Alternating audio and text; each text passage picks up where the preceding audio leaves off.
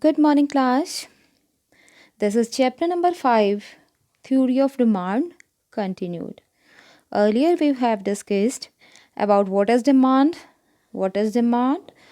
quantity demanded, and we have also learned about demand schedule and demand curve. Now, in this class today, we will discuss demand function, or you can call it determinants of demand.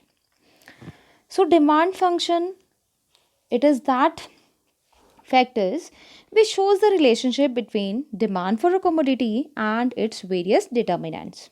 ठीक है कि demand function show करता है relationship किस किस का, demand और इसके वेरियस डिटर्मिनेंट्स का, कि ऐसी कौन कौन सी चीज़ें हैं जो जिन पे डिमांड डिपेंड करती है. ठीक है. So corresponding to two aspect of demand, जैसे कि हमें पता है कि दो एस्पेक्ट थे हमारे डिमांड के, individual demand and market demand. Same way we have also two type of demand functions, individual demand functions and market demand functions. पहले फर्स्ट वाले पे आते हैं, इंडिविजुअल डिमांड फंक्शंस पे. So individual demand functions are those function which shows how demand for a commodity by an individual consumer in the market is related to various determinants. कि market में एक consumer की जो demand है वो किस तरह कह रहा है कि वेरियस डिटर्मिनेंट से रिलेटेड होती है. तो इसमें फर्स्ट प्राइस दिया है आपको own price of the commodity, कि ओन प्राइस कमोडिटी का कैसे इफेक्ट करता है डिमांड को. ठीक है. इन शॉर्ट जो पी एक्स शो करा है, यहाँ पे जो शो करा है demand D X to F is the function of. ठीक है. तो इसको पढ़ेंगे हम कि demand of quantity X is the function of P X, that means price of commodity X, P are price of related goods, P y only, that is income of consumer, T taste and preferences, and E expectation. That means individual demand functions are of 5 types: own price of the commodity, price of related good, Y income of the consumer, T taste and preferences, and E expectations. Right? So now we are discussing here the first point, own price of the commodity. ठीक है. So सबसे पहली चीज़ हम own price of the commodity discuss कर रहे हैं. तो if other things being equal, कि ये तो इसमें अजम्पशंस है कि पहले हमें सोचना पड़ेगा कि हम ये अजम्पशंस को कांस्टेंट रखेंगे. तो अजम्पशन के कांस्टेंट रहने पर कहता है कि there is inverse relationship between demand for a commodity and price of that commodity, कि डिमांड और प्राइस में इन्वर्स रिलेशनशिप होता है कि जब किसी चीज़ की प्राइस बढ़ जाती है तो उसकी डिमांड कम हो जाती है, और जब प्राइस कम हो जाता है तो डिमांड बढ़ जाता है. So there is inverse relationship between own price of the commodity and its demand, and this is called in simple language law of demand. और यही आपका क्या है, लॉ ऑफ डिमांड है, कि चीज़ों के प्राइसेस बढ़ने पर उनकी डिमांड कम हो जाती है और चीज़ों के प्राइसेस कम होने पर उनकी डिमांड बढ़ जाती है. राइट. तो पहला चीज़ तो हमारा एक्सप्लेन हो गया, फर्स्ट फैक्टर हमने एक्सप्लेन कर दिया, own price of the commodity. Done. Now we are discussing here second point, that is price of related good. Right. अब प्राइस ऑफ रिलेटेड गुड का देखो कैसे फ़र्क पड़ता है. हमारा जो रिलेटेड गुड्स हैं, कहता है कि डिमांड भी किसी कमोडिटी की डिमांड भी रिलेटेड गुड से इफेक्ट होती है, और रिलेटेड गुड हमारे कितने टाइप के हैं, 2 टाइप के. Right. One is substitute goods and second is complementary goods. Substitute goods, these are the goods which can be substituted for one another. Each another are like tea and coffee, these are substitute goods. और ball pen, ink pen, these are substitute goods. कि वो goods जो एक दूसरे के place पे use होती है, एक दूसरे की जगह पे हम इस्तेमाल कर सकते हैं, उनको हम substitute goods बोलते हैं. ठीक है. जैसे चाय और कॉफ़ी. ठीक है. इसी तरह हमारा कोको कोला, और सेकेंड होता है पेप्सी. पेप्सी एंड कोक एक दूसरे की जगह पे यूज़ हो सकते हैं. So they are substitute goods. And in this case increase in the price of one, एक का अगर हम प्राइस इंक्रीज कर दें, it causes increase in the demand of other. कहता है एक का प्राइस बढ़ने पर दूसरे की डिमांड बढ़ जाती है, and increase in the price of other causes decrease in the demand for other. ठीक है. कि सब्स्टिट्यूट में देखो कि अगर एक चीज़ महंगी हो जाती है, लाइक अगर टी महंगी होती है, ठीक है, so rise in the price of tea causes, चाय महंगी हो गई है, सो लोगों ने उसके सब्स्टिट्यूट पे शिफ्ट हो गए, दैट मीन्स वो कॉफ़ी ज़्यादा पीने लग गए. So increase in the price of tea causes a increase in the demand of coffee, ठीक है। सो इसका मतलब कि सब्स्टिट्यूट गुड्स में एक गुड के प्राइस के बढ़ने पर दूसरे गुड की डिमांड बढ़ जाती है। So this is all about substitute goods. Now we are discussing complementary goods. अब हम पढ़ेंगे कॉम्प्लीमेंट्री गुड्स के बारे में कि कॉम्प्लीमेंट्री गुड्स क्या होती है। Complementary goods are those goods which are demanded together. In short जो गुड्स दोनों एक साथ मिलकर किसी गुड की डिमांड को पूरा करती है they are called substitute goods, sorry complementary goods. Like pen and ink, जैसे पेन और इंक है, कार और पेट्रोल है, वो कौन सी चीज़ है? कॉम्प्लीमेंट्री, क्योंकि आप एक अकेली चीज़ को यूज़ नहीं कर सकते। आपके पास इंक पेन और इंक नहीं है तो you can not use that pain. So those goods which are demanded together which jointly satisfy one demand, that is called complementary goods. अब कॉम्प्लीमेंट्री में क्या होता है, कैसा टाइप का रिलेशनशिप होता है? Increase the price of one causes a decrease in the demand of other, कि अगर एक चीज़ का प्राइस बढ़ जाता है तो दूसरे की डिमांड ऑब्वियसली कम हो जाती है, क्योंकि वो दोनों गुड्स को साथ ही यूज़ किया जाता है। जैसे कि अगर पेट्रोल महंगा हो जाता है, ठीक है, पेट्रोल महंगा हो जाता है तो गाड़ियों की डिमांड भी मार्केट में कम हो जाती है, क्योंकि गाड़ी को हम बिना पेट्रोल के नहीं चला सकते। So this is all about complementary goods. हमने पढ़ लिया सब्स्टिट्यूट, हमने पढ़ लिया complementary. Now we are discussing here the difference between substitute goods and complementary goods. Now substitute goods are those goods which can be interchange for use, कि वो goods जिसको आप इंटरचेंज कर सकते हैं यूज़ के लिए, वो आपकी सब्स्टिट्यूट गुड्स हैं। And complementary goods are those goods which complete the demand for each other, जो मिलके गुड्स की किसी चीज़ की डिमांड को पूरा करती हैं, वो कॉम्प्लीमेंट्री है। When price of complement substitute goods increase, demand for given goods rise and vice versa, ठीक है।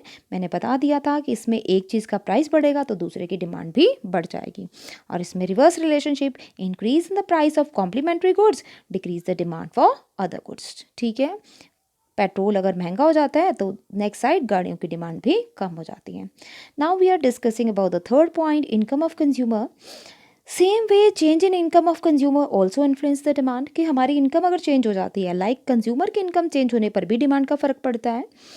Normal goods, goods are of two type, goods दो तरह की है, एक नॉर्मल गुड्स है, एक हमारी इन्फीरियर गुड्स है। So goods are of two types, normal goods and inferior goods.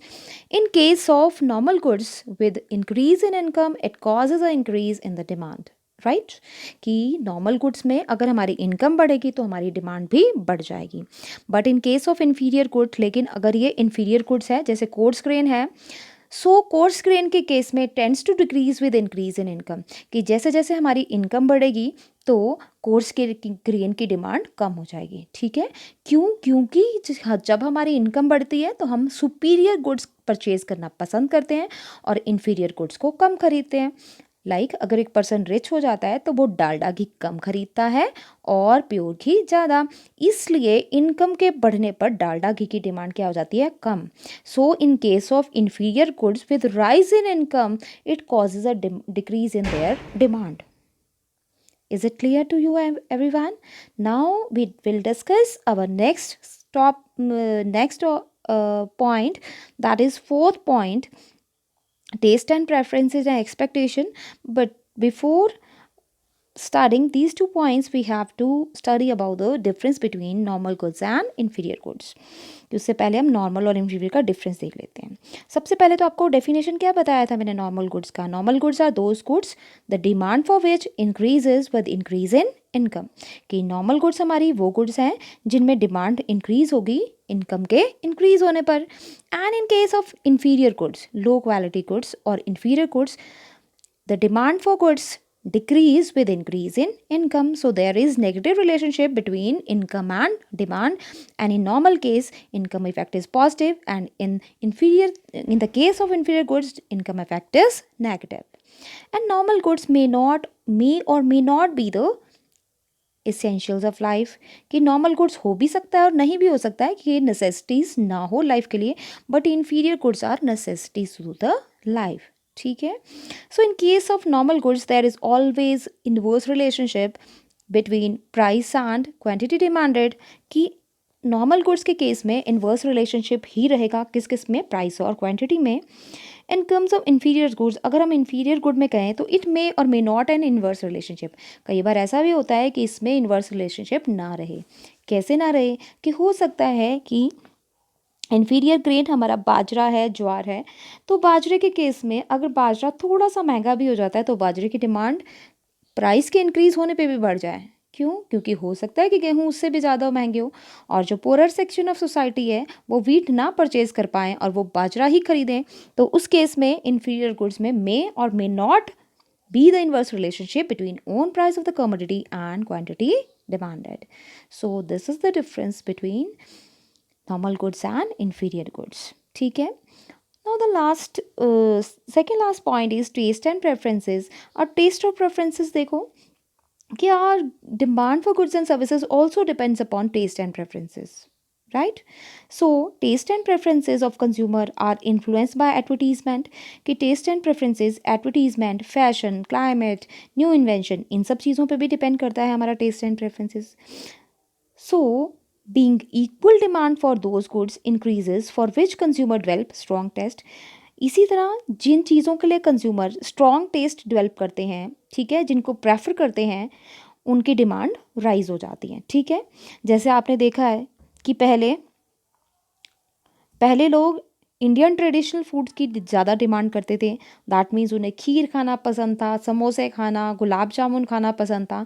But now the taste of people changes and now they prefer to eat pizza, burgers, chowmeins. So taste also affect the demand for a particular product. Okay, now the last point is expectations.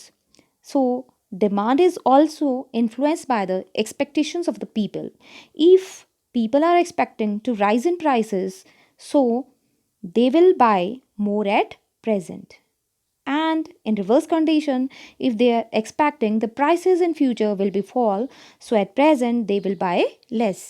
कि consumer की expectations का भी demand पे effect पड़ता है। अगर consumers को लगता है कि नियर फ्यूचर में किसी चीज़ के प्राइसेस बढ़ने वाले हैं, तो वो उस चीज़ को आज ही परचेज करके रख लेंगे और इस तरह डिमांड बढ़ जाएगी। And in reverse condition, if consumer are expecting that their prices will be fall in the future, so they will stop buying the product at present. Thank you. So in this way we have discussed all the demand functions.